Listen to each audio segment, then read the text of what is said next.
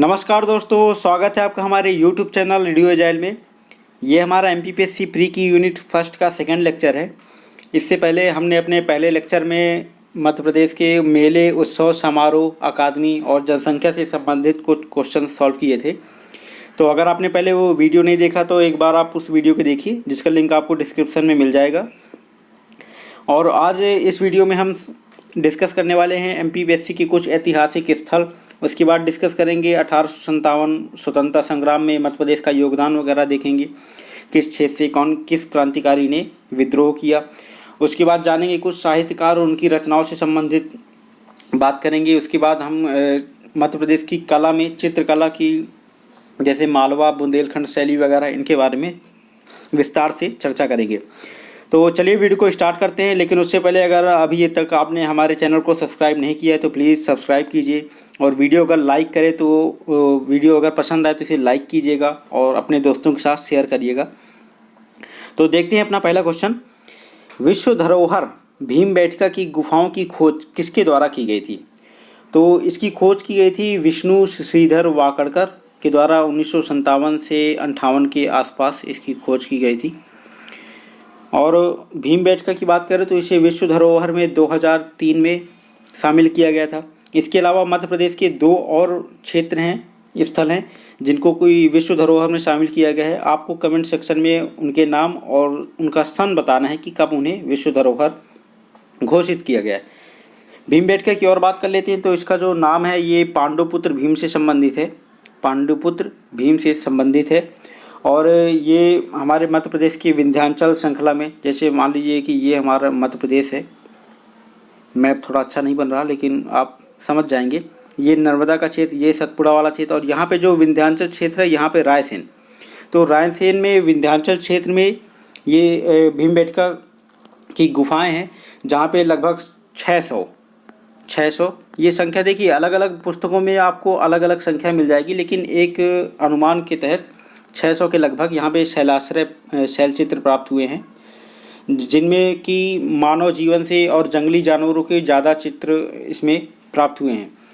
मानव जीवन की बात करें तो इसमें जैसे उनकी वेशभूषा और शिकार आदि की जानकारी उनसे प्राप्त होती है।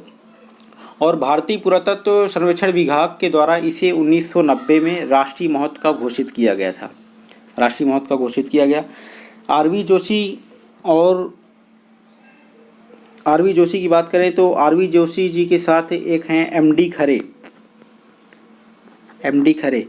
तो इन्होंने मिलकर आदमगढ़ पुरातात्विक स्थल है, जहाँ से आदिमानव के साक्ष्य भी प्राप्त होते हैं, आदमगढ़ जो कि होशंगाबाद में है, इसकी खोज करी थी।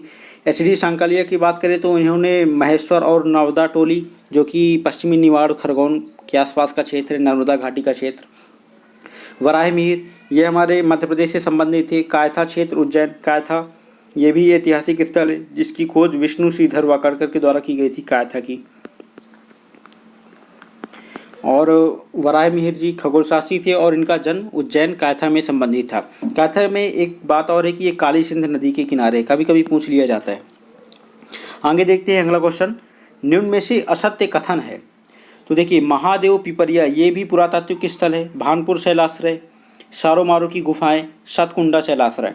ये महादेव पिपरिया नरसिंहपुर में बिल्कुल सही है। भानपुर शैलाश्रय मंदसौर, सारोमारू की गुफाएं पनगुड़िया शहर, और ये भी एक शैलाश्रय वगैरह हैं। और सतकुंडा शैलाश्रय रायसेन, जहाँ पे मानवीय गतिविधियों या पशु पक्षी के चित्रों का अंकन यहाँ पे प्राप्त होता है। तो देखिए, ये चारों ऑप्शन हमारे सही है।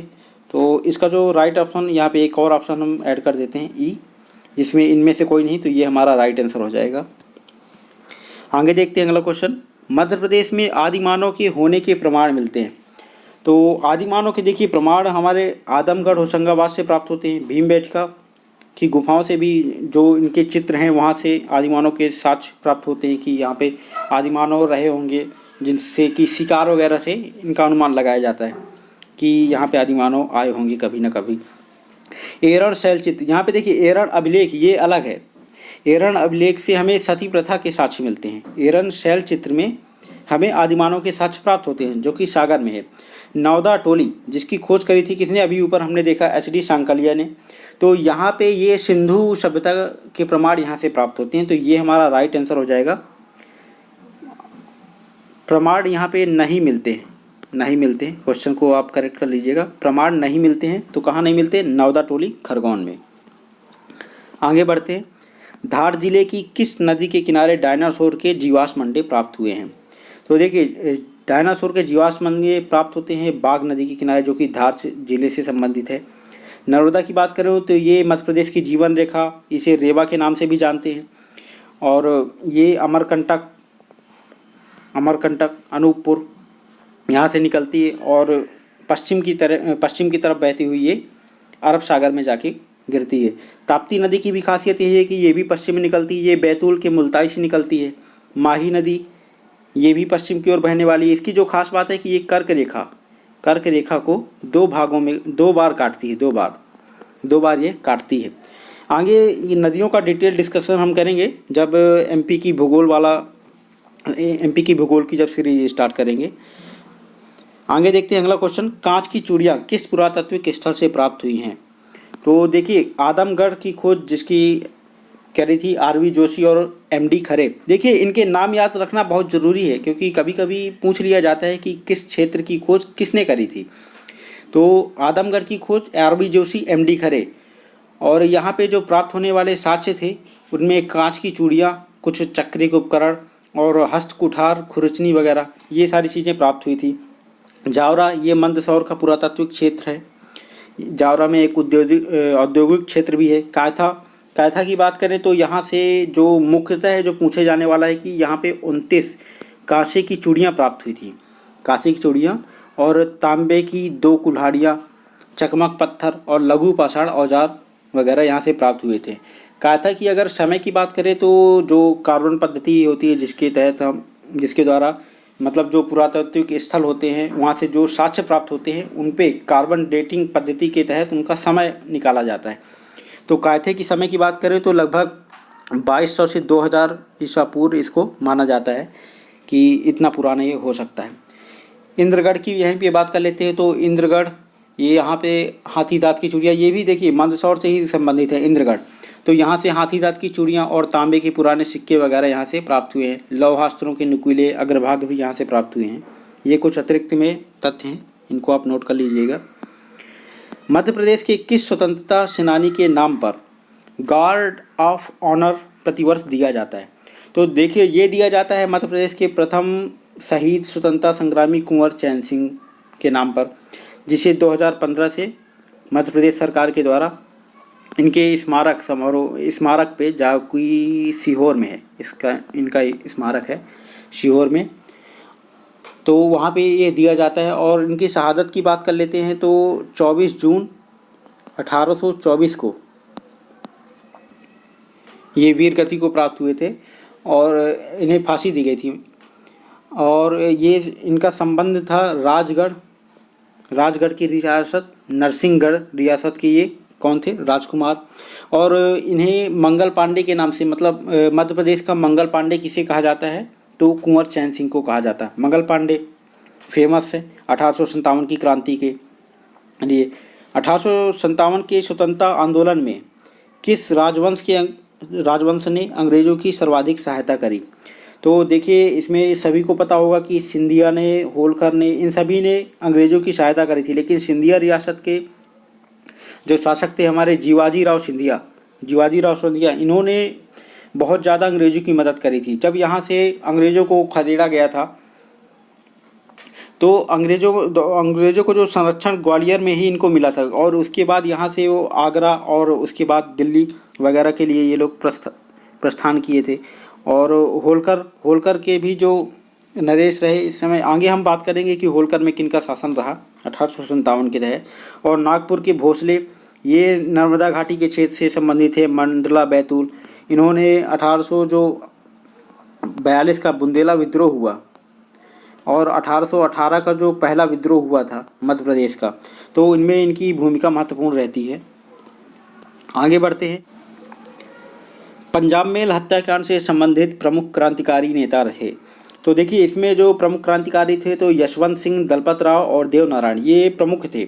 इनके नेतृत्व में ही यह किया गया था। और पंजाब मेल ये एक रेलगाड़ी का नाम है, पंजाब मेल, आप समझ ही पा रहे होंगे, पंजाब मेल एक रेलगाड़ी का नाम है, जो कि दिल्ली से मुंबई ब्रिटिश का कुछ खजाना वगैरह था जिसको लेकर ये जा रही थी। तो इसे खंडवा ज़िले के आसपास इसे लूटने का प्रयास किया गया था, जिसके तहत हुआ ये था कि 11 अगस्त 1931, ये घटना 1931 की है, 1931 की 11 अगस्त 1931 को जबलपुर में इनको फांसी की सज़ा दे दी गई थी, तीनों को एक साथ।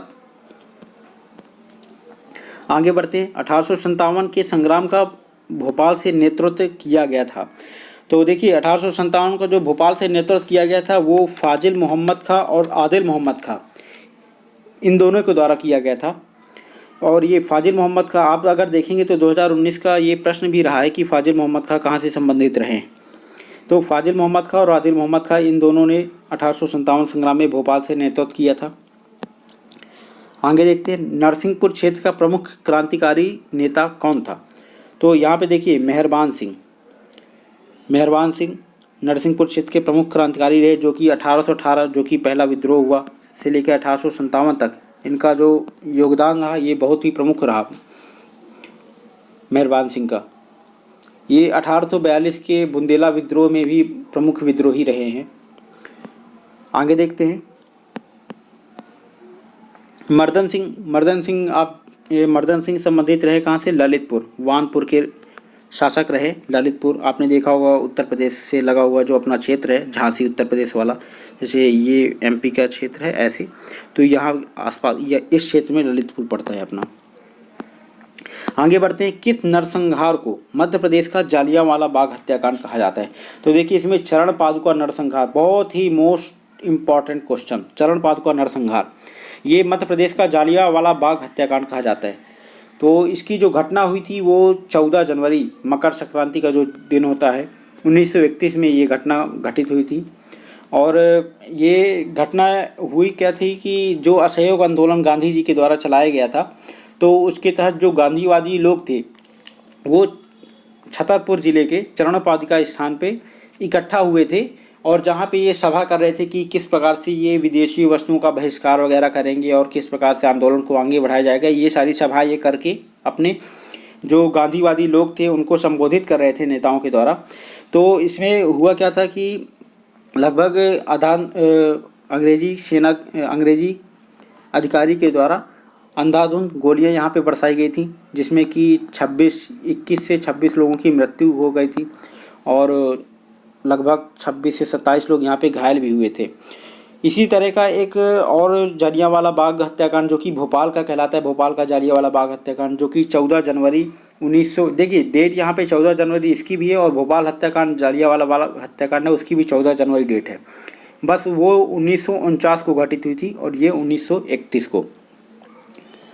आगे बढ़ते हैं, देखते हैं अगला क्वेश्चन, रानी दुर्गावती ने मध्य प्रदेश के किस क्षेत्र में शासन किया था।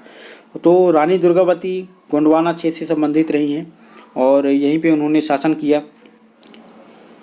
सेंधवा में किसके नेतृत्व में आदिवासियों ने आंदोलन किया था। तो देखिए सेंधवा ये बड़वानी ज़िले के अंतर्गत आता है, बड़वानी ज़िले के अंतर्गत। और बड़वानी ज़िले में अगर बड़वानी ज़िले या इसको निवाड़ कहें, निवाड़ का जो ये क्षेत्र है, तो यहाँ पे भीमा नायक और टाट्या भील इनका ये प्रमुख कार्य क्षेत्र रहा है, क्रांतिकारी के रूप में ये इन्होंने काम किया था। और सेंधवा क्षेत्र में जो प्रमुख आदिवासी नेता रहे वो भीमा नायक जी रहे। भीमा नायक जी की बात अगर और करें तो इनका जन्म लगभग 1840 के आसपास माना जाता है, और इनकी जो शहादत हुई थी वो 2 अप्रैल 1868। इन पे राजद्रोह का मुकदमा चलाया गया था और उसके बाद इनको फांसी दे दी गई थी। आगे देखते हैं, महारानी लक्ष्मीबाई की समाधि कहाँ स्थित है। तो लक्ष्मीबाई जी की समाधि चूँकि ये ग्वालियर से संबंधित रही हैं, झांसी और वहीं पे ग्वालियर, तो ग्वालियर में इन्होंने 1857 में तात्या टोपे जी के साथ क्रांति में भाग लिया था। तो इनकी समाधि कहाँ पे है, ग्वालियर में। कुछ और देख लेते हैं समाधियाँ, जैसे कि रानी दुर्गावती जी की समाधि जो है वो बरेला ग्राम मंडला, वो जबलपुर में है, बरेला ग्राम जबलपुर में है। रानी अवंतीबाई की बात करें तो उनकी समाधि मंडला में है। एक मुमताज़ महल, इनकी समाधि है बुरहानपुर में।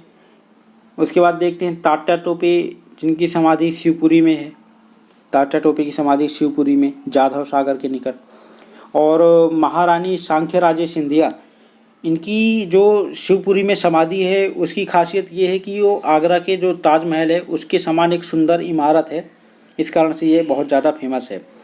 और मांडू की अगर बात करें तो यहाँ पे है हुशंग शाह जी का मकबरा, हुशंग शाह का मकबरा, जो कि पर्शियन अर्थात ईरानी कला का एक सुंदर नमूना है।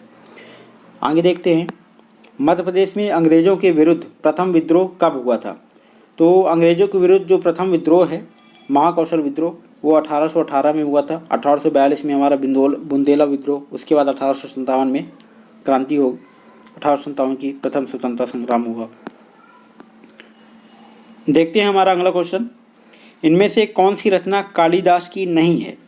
तो देखिए कालिदास जी ये हमारे उज्जैन से संबंधित हैं। राजा विक्रमादित्य के 9 रत्नों में से एक थे। इन्हें भारत का शेक्सपियर भी कहा जाता है, भारत का शेक्सपियर। इनकी रचनाओं में रघुवंशम नाटक प्रमुख है, विक्रमोर्वशीयम, मेघदूतम, ये इनकी प्रमुख रचनाएं हैं। इसके अलावा जैसे कुमार संभवम हो गई, जिसमें कि शिव पार्वती जी का परिणय प्रसंग का वर्णन किया गया है।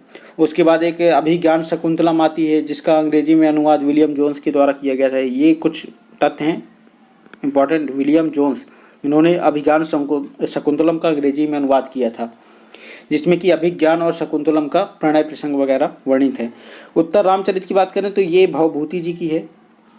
भवभूति जी की ये रचना है, जिन्हें भारत का मिल्टन कहा जाता है। मिल्टन एक यूरोपीय कवि थे, तो इन्हें इस उपाधि से भी नवाजा गया था, भारत का मिल्टन। आगे बढ़ते हैं, राजा भर्तहरि का संबंध है। तो देखिए भर्तहरि ये इनका भी संबंध हमारे उज्जैन क्षेत्र से ही है। और ये जो राजा विक्रमादित्य थे, जिनकी अभी हमने बात करी थी, उनके 9 रत्नों में से कालिदास एक थे। तो ये राजा विक्रमादित्य के बड़े भाई थे, राजा भर्तहरि। तो ये संबंधित थे किससे, राजा विक्रमादित्य से। इसके बाद इन्होंने राजपाट वगैरह त्याग करके संन्यास ग्रहण किया और एक बहुत ही अच्छे सन्यासी हुए, जैसे कि बाबा गोरखनाथ। हाँ, बाबा गोरखनाथ सन्यासी हुए थे, जिनके संरक्षण में इन्होंने काफ़ी समय बिताया। और उसके बाद इनकी जो प्रमुख रचनाएं रही, उनमें श्रृंगार शतक, नीति शतक और वैराग्य शतक इनकी प्रमुख रचनाएं हैं। यहीं पे बात कर लेते हैं, भर्तहरि की गुफाएं भी काफ़ी ज़्यादा फेमस है, जो कि उज्जैन से संबंधित है। अगला क्वेश्चन देखते हैं, कविराज शिरोमणि के नाम से जाने जाते हैं। तो देखिए कविराज शिरोमणि ये पद्माकर, जो जिनका संबंध सागर जिले से है, इनका जन्म हुआ था लगभग 1753 में। इनका जन्म सागर में हुआ था। और ये रीतिकालीन कवि हैं, पद्माकर जी रीतिकालीन कवि, रीतिकालीन। इनका जो वास्तविक नाम था वो प्यारेलाल इनका वास्तविक नाम था। इन्हें हम कविराज शिरोमणि के नाम से भी जानते हैं। और इनकी अगर प्रमुख रचनाओं की बात करें तो जैसे हिम्मत बहादुर विरुदावली हो गई, और जगत विनोद हो गई, प्रबोध प्रचासा, एक गंगा लहरी इनकी प्रमुख रचना है। उसके बाद राम रसायन इनकी प्रमुख रचना, और जयसिंह विरुदावली, ये कुछ इनकी प्रमुख रचनाएं हैं। अली जाहे प्रकाश, तो इनको ज़रूर आप नोट करते जाइएगा। हिम्मत बहादुर विरुदावली, जयसिंह विरुदावली, जगत विनोद, प्रबोध प्रचासा, गंगा लहरी, राम रसायन, ये इनकी प्रमुख रचनाएं हैं। इनको याद करना बहुत ही महत्वपूर्ण होता है, ठीक है। उसके बाद केशव दास जी, जो कि ओरछा से संबंधित है, ये भी मध्यकालीन कवि और साहित्यकार रहे हैं। तो इनकी जो रचनाएं हैं उनमें रामचंद्रिका, राम अलंकृत मंजरी, रसिक प्रिया, कवि प्रिया, छंदमाला, ये इनकी कुछ प्रमुख रचनाएं हैं। उसके अलावा जैसे एक जहांगीर जस चंद्रिका, वीर सिंह देवचरित, इसको भी आप अतिरिक्त में नोट कर लीजिएगा। आगे देखते हैं, बाण भट्ट की रचनाएं हैं। तो इनमें से आपको बताना है कि कौन सी रचना है जो कि बाण भट्ट जी से संबंधित है। पार्वती परिणय, मुकुट तड़ितक और कादम्बरी। देखिए यहाँ पे कादम्बरी तो आप गेस कर जाएंगे इजीली, बाण भट्ट की बहुत ही फेमस रचना है कादम्बरी। तो ये इससे आप तुरंत गेस कर जाएंगे कादम्बरी से कि ये बाण भट्ट की रचना है। तो इसको आप राइट आंसर लगाइए। उसके बाद अतिरिक्त देखते हैं रामचंद्रिका छंदमाला और कवि प्रिया नखशिख, ये किसकी है? केशव दास जी की रचना है। अभी हमने ऊपर जिक्र किया रामचंद्रिका छंदमाला। राम रसायन, प्रबोध प्रचासा और गंगा लहरी, ये किसकी रचनाएं हैं? पद्माकर जी की। राम रसायन, ये राम रसायन बहुत ही फेमस रचना है पद्माकर जी की। प्रबोध प्रचासा, गंगा लहरी, अली जयप्रकाश। उसके बाद देखते हैं महावीर चरितम, मालती माधव और उत्तर रामचरित, ये किसकी है? ये भवभूति की। उत्तर रामचरित हमने ऊपर डिस्कस किया था। उत्तर रामचरित किसकी है? भवभूति की है। और मालती माधव और महावीर चरितम भी। आगे देखते हैं महाश्वेता और कादम्बरी का प्रणय प्रसंग वर्णित है। तो देखिए जैसे कि आप नाम से यहाँ पे इजीली गेस कर जाएंगे, कादम्बरी नाम है तो ये जरूर कौन सी रचना होगी? बाणभट्ट जी की कादम्बरी, जिसमें कि वर्णन किया गया है किसका? महाश्वेता और कादम्बरी का प्रणय प्रसंग वर्णित किया गया है। अभिज्ञान शकुंतलम में अभिज्ञान और शकुंतला का प्रणय प्रसंग वगैरह। कुमार संभवम में शिव पार्वती जी का परिणय प्रसंग है। तो ये कुछ अतिरिक्त हैं, फैक्ट है, इनको नोट कर लीजिएगा। उसके बाद देखते हैं शहादत खां और भागीरथ का संबंध कहाँ से? तो देखिए शहादत खां और भागीरथ, ये इनका संबंध उज्जैन, भोपाल और इंदौर दोनों क्षेत्रों से है। तो इसका आंसर ए और डी दोनों होना चाहिए यहाँ पे। तो एक ये ऑप्शन में ए और डी, तो यही हमारा राइट आंसर होगा, शहादत खां भागीरथ शाह। नीमच की छावनी में हुए विद्रोह को किसके द्वारा समाप्त किया गया था? तो देखिए इसे समाप्त किया गया था सीवी सोवर्स के द्वारा। ये कर्नल सीवी सोवर्स ब्रिटिश अधिकारी रहे हैं। और नीमच में 1857 का प्रथम विद्रोह मध्य प्रदेश में नीमच से 3 जून को प्रारंभ हुआ था। कर्नल ड्यूरेंट और ब्रिगेडियर स्टुअर्ट की बात करें तो इन्होंने जो महू में विद्रोह हुआ था 28 से 29 जून के आसपास, तो उसे दबाने का काम किया था कर्नल ड्यूरेंट और ब्रिगेडियर स्टुअर्ट ने। कैप्टन मिलन की बात कर लेते हैं यहाँ पे। तो जो इंदौर के आसपास के क्षेत्रों में जितने भी विद्रोह हुए थे, 1857 का जो विद्रोह था, तो उससे संबंधित जितने भी अपराधी थे, जो जितने भी विद्रोही रहे हैं, उनकी पहचान करने के लिए एक कमेटी का आयोग का गठन किया गया था, जिसके अध्यक्ष कैप्टन मिलन थे। और इसके तहत लगभग 400 लोगों को सज़ा प्रदान की गई थी। और जनरल हीरोज ये ललितपुर और उसके बाद झांसी, ग्वालियर के क्षेत्र में इन्होंने हमला किया था। और इन्होंने बोधन दवा जो कि बखत बली के सेनापति रहे हैं, तो उन्हें भी जनरल हीरोज के द्वारा ही हराया गया था। देखते हैं हमारा अगला क्वेश्चन, दौलत सिंह का संबंध है। तो देखिए दौलत सिंह का संबंध होशंगाबाद से है। होशंगाबाद का एक नेमावर तहसील है, जहाँ पे इन्होंने अक्टूबर 1857 में विद्रोह का नेतृत्व किया था। सागर में देखें तो देखिए सागर में एक शाहगढ़ में बखत बली बोधन दवा, बखत बली राजा थे जिनके सेनापति बोधन दवा थे।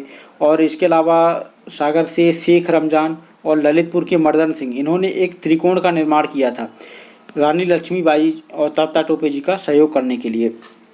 उसके बाद अमझेरा की बात करें तो यहाँ पे बख्तावर सिंह जी का जिक्र आता है, जिन्होंने 1857 में अंग्रेज़ों को बहुत ही कठोर चुनौती प्रदान करी थी। और शाहगढ़ का जिक्र तो हम कर ही चुके हैं। आगे देखते हैं 1857 की क्रांति के समय होलकर रियासत के शासक थे। तो होलकर रियासत के शासक उस समय कौन थे? तुकोजी राव होलकर। मल्हार राव होलकर की बात करें तो मल्हार राव होलकर जी के द्वारा होलकर साम्राज्य की नींव रखी गई थी। और यशवंत राव होलकर द्वितीय, यहाँ पे द्वितीय, तो यशवंत राव होलकर द्वितीय ये होलकर रियासत के अंतिम राजा रहे हैं।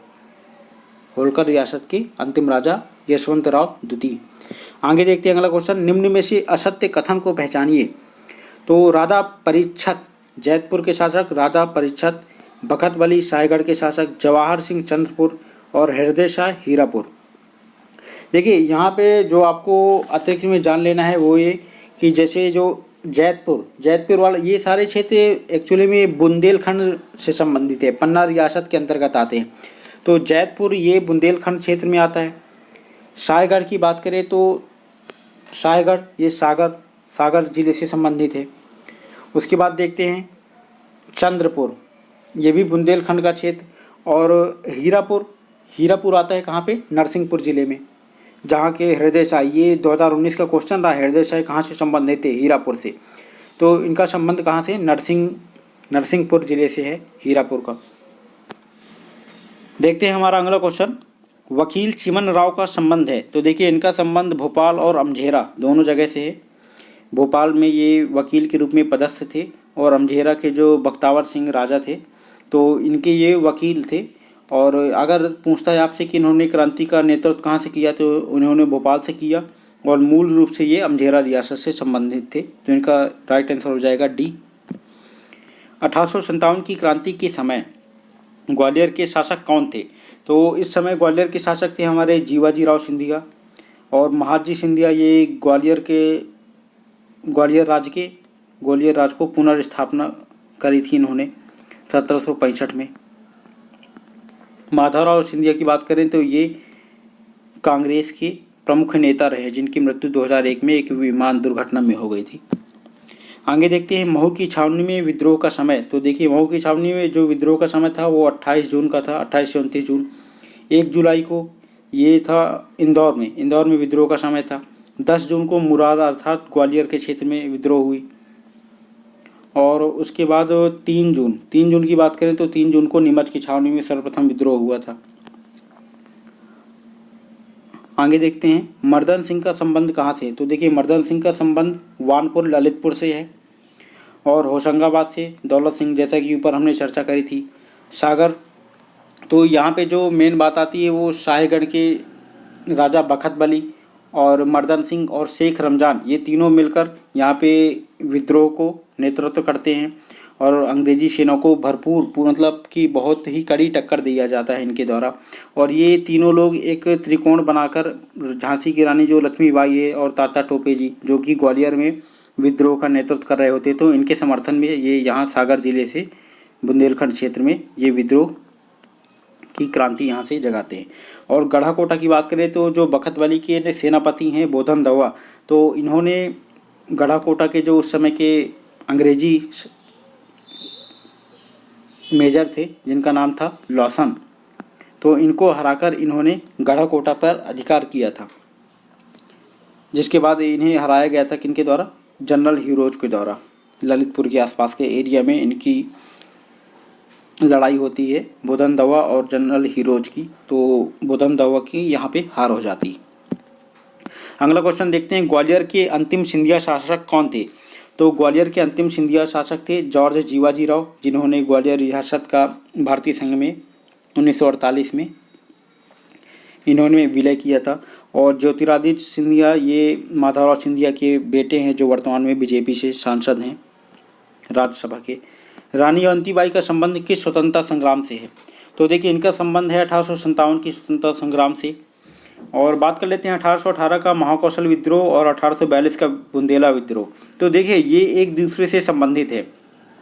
जो 1818 का महाकौशल विद्रोह हुआ था तो यहाँ पे जो नागपुर के शासक थे अप्पाजी भोसले, तो इनकी कुछ रियासतें थी जैसे मंडला और बैतूल और छिंदवाड़ा का जो क्षेत्र था, नर्मदा घाटी का क्षेत्र, तो ये इनकी रियासतों में शामिल थे। तो जिन अंग्रेज़ों के द्वारा इनको मजबूर किया गया था इन रियासतों को छोड़ने के लिए और इन रियासतों को इनसे छीनकर नर्मदा टेरिटरी के नाम से उस क्षेत्र को विकसित किया गया था अंग्रेज़ों के द्वारा। तो उसी समय पर अप्पाजी भोसले के द्वारा एक विद्रोह किया गया था जिसका नाम महाकौशल विद्रोह नाम दिया गया था। और फिर उसके बाद 1842 में बुंदेला विद्रोह, जिसमें कि इसी नर्मदा क्षेत्र के जो गोंड और लोधी और बुंदेला शासक थे और वहाँ के जमींदार सामंतों के द्वारा अंग्रेज़ों के कार्यों से नाराज़ होकर उन्होंने एक विद्रोह किया था जिसमें कि बुंदेला विद्रोह नाम दिया जाता है। और यहाँ के जो प्रमुख नेतृत्वकर्ता थे उनमें जैतपुर के परीक्षत और बखत बली और हृदय शाह, हीरापुर के हृदय शाह, इन्हें भी 2019 में एक बार पूछा गया था, और नरहर के मधुकर शाह, ये प्रमुख थे। यहीं पे एक बात कर लेते हैं परीक्षत की। जैतपुर के जो शासक परीक्षत थे तो इन्होंने एक कार्यक्रम 1836 में बुढ़वा मंगल के नाम से इन्होंने एक कार्यक्रम आयोजित किया गया था उत्सव, जिसमें कि 42 रियासतों, छोटी और बड़े रियासतों के शासक सम्मिलित हुए थे, जिसमें कि यह निर्णय किया गया था किस प्रकार से अंग्रेज़ों के विरुद्ध किस प्रकार से कार्रवाई की जाए, किस प्रकार से उन्हें टक्कर दी जाए, ये सारी बातें यहाँ पे हुई थी। तो 1836 का बुढ़वा मंगल उत्सव, इसे भी आप याद रखिएगा। आगे देखते हैं 1857 की क्रांति का सही क्रम क्या है। तो देखिए नीमच में 3 जून मुरार की बात करें ग्वालियर क्षेत्र में, यहाँ पे 10 जून को विद्रोह हुआ। शिवपुरी में 13 से 14 जून के आसपास, महू में 28 से 29 जून और इंदौर में 1 जुलाई। तो ये हमारा ए क्या हो जाएगा, हमारा राइट आंसर हो जाएगा। सिंधिया वंश की रानी जिसने अंग्रेजों के विरुद्ध विद्रोह के लिए सैनिकों को प्रेरित किया, तो यहाँ पे देखिए बैजाबाई सिंधिया, जिनके क्षेत्र में सतारा और उज्जैन और ग्वालियर क्षेत्र, इन तीनों क्षेत्रों पर इन्होंने अप्रत्यक्ष रूप से विद्रोहियों को समर्थन दिया था।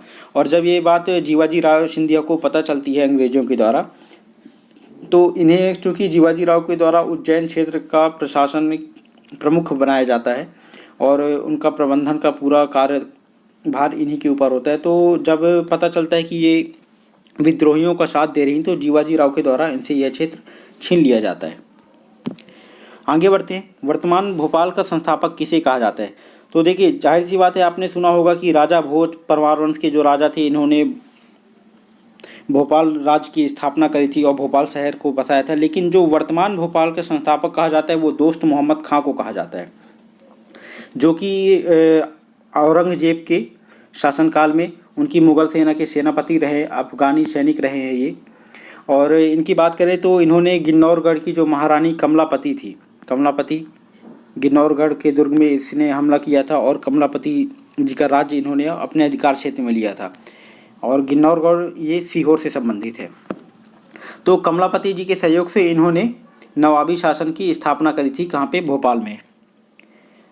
आगे देखते हैं बेगम सुल्तान जहाँ। तो बेगम सुल्तान जहाँ ये थी भोपाल रियासत की अंतिम बेगम शासिका, जो कि 1926 तक रहीं। और कुदासिया बेगम ये भोपाल राज्य की प्रथम बेगम शासिका रही हैं, कुदासिया बेगम। आगे देखते हैं कांग्रेस का त्रिपुरी अधिवेशन संबंधित है। तो देखिए ये त्रिपुरी जबलपुर से संबंधित है। और इसमें हुआ क्या था कि जो सुभाष चंद्र बोस जी थे, तो इनको यहाँ पे अध्यक्ष पद पर इनकी नियुक्ति की जाती है और इनके द्वारा जो गांधी जी के समर्थक पट्टाभी सीतारामैया थे, इनको हराया जाता है अध्यक्ष पद के लिए जो चुनाव होता है उसमें। तो गांधी जी के द्वारा ये कथन कहा जाता है कि मेरे समर्थक की हार मतलब मेरे प्रत्याशी की हार अर्थात मेरी हार है। तो इसी तरह की कुछ घटनाओं में गांधी जी और इनके विचारों के बीच में जो मतभेद होता है, जिसके तहत इनको फिर आगे चल के अध्यक्ष पद से इस्तीफा देना पड़ता है और लास्ट में राजेंद्र प्रसाद जी को अध्यक्ष बनाया जाता है। आगे देखते हैं मध्य प्रदेश में मध्यकाल के समय कितने प्रकार की चित्रकला शैलियों का विकास हुआ था। तो देखिए इस समय मालवा शैली, बुंदेलखंड शैली, ग्वालियर शैली, बघेलखंड, इन चारों शैलियों का विकास यहाँ पे हुआ था मध्य प्रदेश में।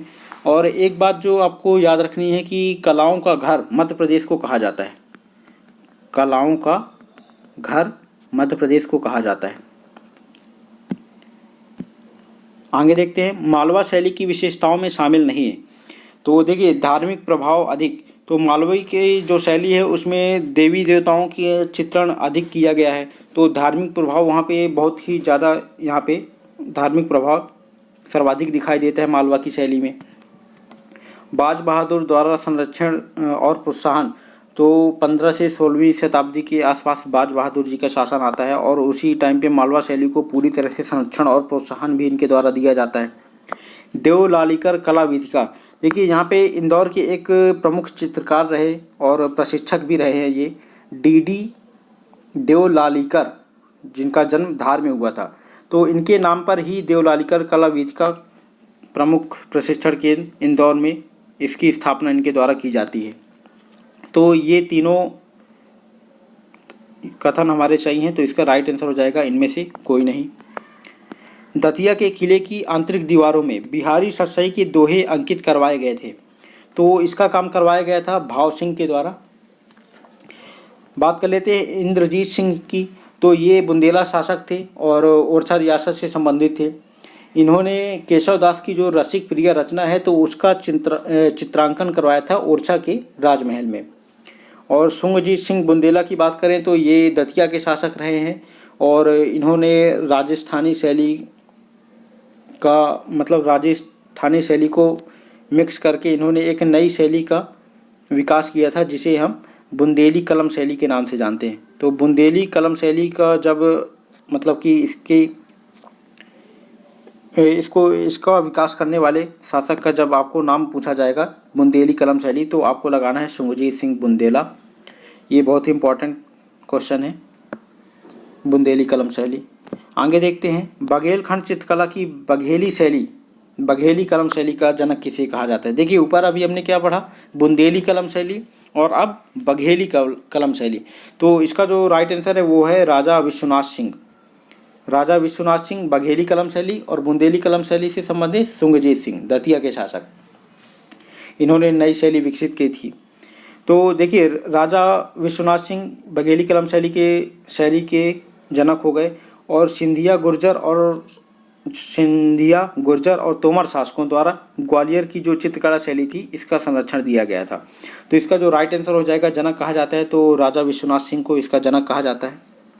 आगे देखते हैं, ग्वालियर चित्रकला शैली की विशेषताओं में शामिल नहीं है।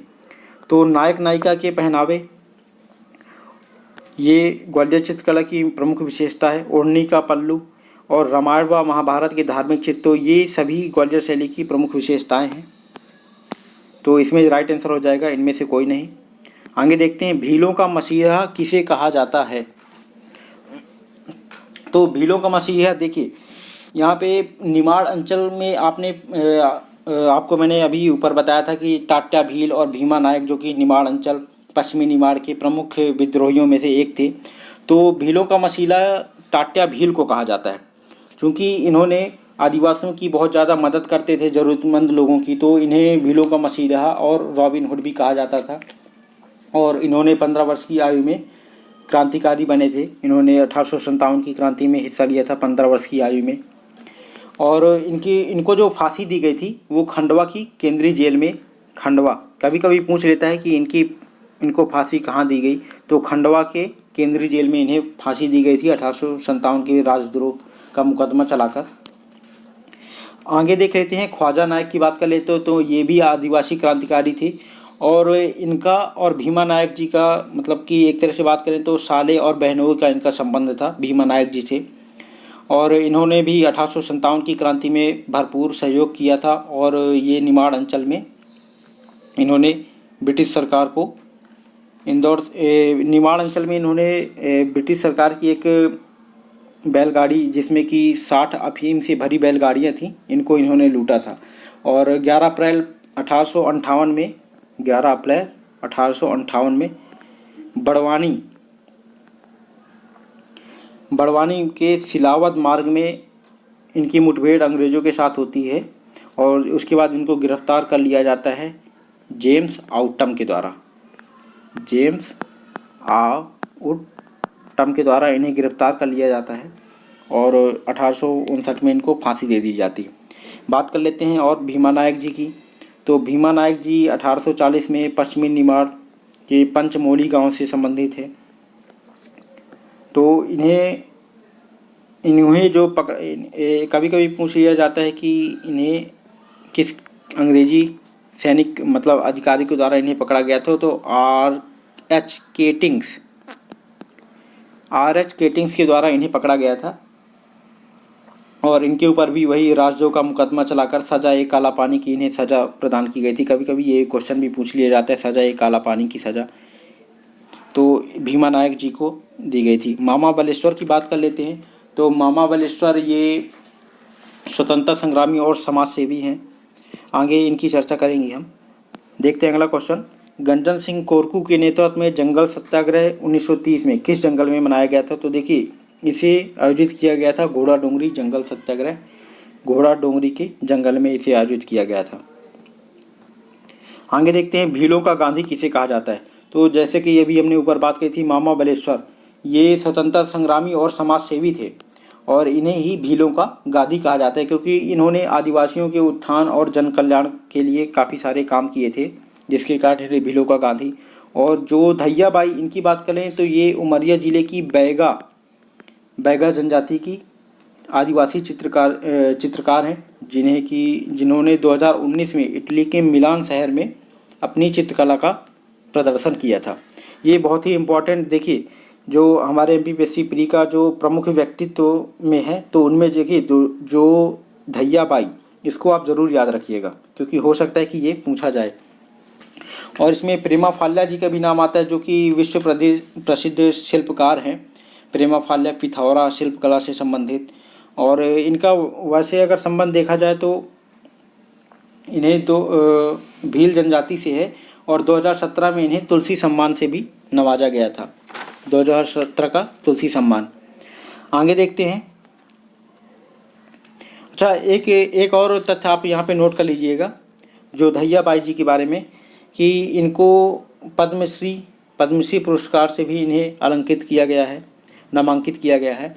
और इनकी जो चित्र हैं वो आप शांति निकेतन वगैरह में भी इनको आप, और drama school, national school of drama है, वहाँ पे भी इनके चित्र आपको प्राप्त होंगे जोधैया बाई जी के। आगे देखते हैं निम्न में से किसका जन्म मध्य प्रदेश में नहीं हुआ। तो इसमें देखिए MF हुसैन, इनका जन्म महाराष्ट्र में हुआ था। और सैयद हैदर रजा की बात करें तो ये इनका जन्म नरसिंहपुर के बावरिया गांव में इनका जन्म हुआ था, नरसिंहपुर के बावरिया गांव में। और नारायण श्रीधर बेंदे, इनकी बात करें तो इनका जन्म इंदौर में हुआ था। विष्णु चिंचालकर, इनका जन्म देवास के आलोट ग्राम में इनका जन्म हुआ था। कुछ अतिरिक्त देखते हैं, जैसे सैयद हैदर रजा जी को 1981 में पद्मश्री पुरस्कार, और 2007 में इन्हें पद्म भूषण, और 1981 में इन्हें कालिदास सम्मान से भी नवाजा गया था। नारायण श्रीधर बेंदे, इन्हें भी 1969 में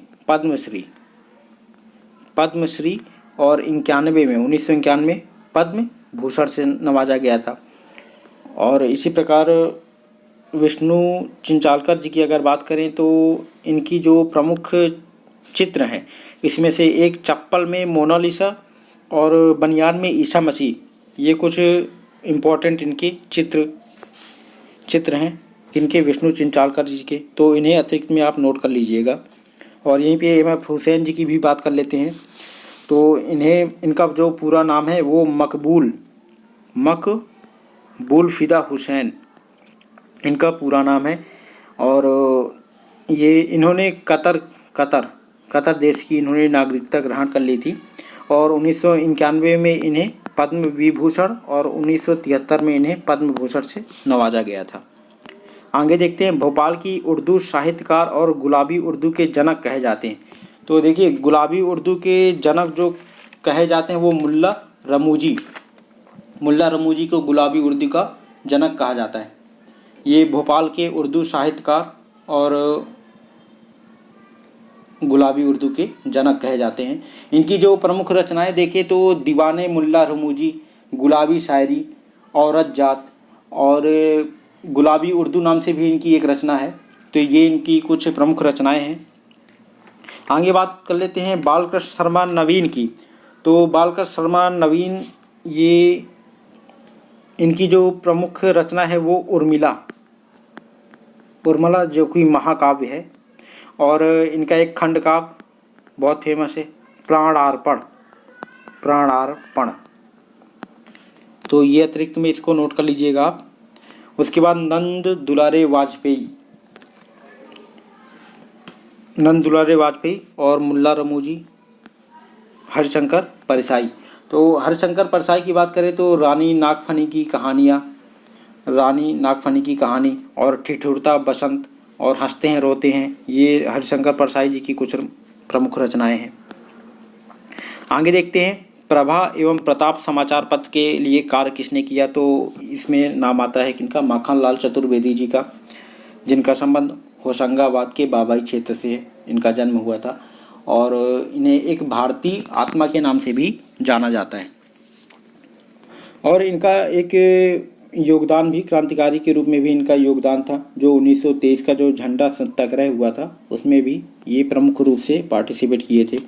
और सुभद्रा कुमारी चौहान जी की बात कर लेते हैं। तो इनका जन्म हुआ था निहालपुर अर्थात प्रयागराज में, जो कि वर्तमान में प्रयागराज, इसका पुराना नाम इलाहाबाद था। और गजानन माधव मुक्ति बोध की बात करें तो ये वाराणसी से संबंधित है। बालकृष्ण शर्मा नवीन, ये हिंदी साहित्यकार और कवि। माखनलाल चतुर्वेदी की रचनाओं में से नहीं है। तो देखिए, माखनलाल चतुर्वेदी की जो प्रमुख रचनाएं हैं, युग चरण, समर्पण, माता और हिम तरंगिणी और हिम किरीटिनी, ये दोनों किसकी रचना है? माखनलाल चतुर्वेदी जी की है। अमीर इरादे गरीब इरादे, ये भी माखनलाल चतुर्वेदी की रचना है। कृष्णार्जुन युद्ध, पुष्प की अभिलाषा, ये सारी तो देखिए कथन 1, कथन 2, कथन 3, ये तीनों में जितनी भी रचनाएं ये सारी माखनलाल चतुर्वेदी जी की है। झांसी की रानी जो कविता संग्रह है ये सुभद्रा कुमारी चौहान जी का है। और जालियांवाला बाग में बसंत और उन्मादनी, ये भी किसकी है? सुभद्रा कुमारी चौहान जी की। तो रचनाओं में जो नहीं है तो इसका राइट आंसर हो जाएगा क्या? डी।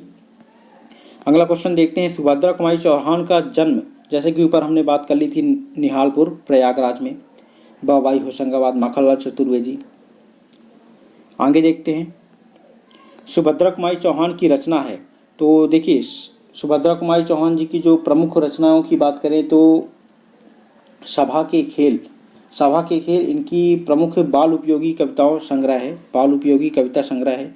और झांसी की रानी जो उपन्यास है, ये इसका संबंध किससे है? ये वृंदावन लाल शर्मा, शायद हाँ वृंदावन लाल शर्मा जी की है। झांसी की रानी उपन्यास, झांसी की रानी जो कविता संग्रह है वो सुभद्रा कुमारी चौहान की है और उपन्यास वृंदावन लाल शर्मा जी की है।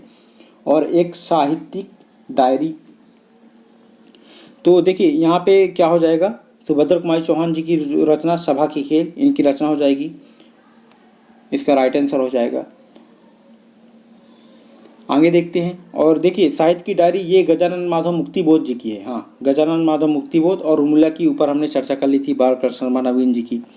शरद जोशी की रचनाओं में शामिल नहीं है, तो शरद जोशी की प्रमुख रचनाएं जैसे मैं और केवल मैं हो गई, एक था गधा, जैसे कि आप इजीली गेस कर जाएंगे, एक था गधा, अंधों का हाथी, ये शरद जोशी की प्रमुख व्यंग्य है, व्यंग्यकार रहे शरद जोशी। उज्जैन जिले से इनका संबंध रहा है। तो देखिए तिलिस्म में एक था गधा, अंधों का हाथी, ये शरद जोशी जी की रचना है। मैं और केवल मैं और परिक्रमा, ये भी। फिर किसी बहाने राह किनारे बैठ, तो ये सारी तीनों कथन 1, कथन 2, कथन 3, ये तीनों शरद जोशी जी की रचनाएं हैं। रानी नागफनी की कहानियाँ, ठिठुरता हुआ बस गणतंत्र और हंसते हैं रोते हैं, ये किसकी है? हरिशंकर परसाई जी की है। तो ये हमारा राइट आंसर हो जाएगा कौन सा? D number. तो आज के लिए बस इतना ही दोस्तों, मिलते हैं अपने नेक्स्ट वीडियो में।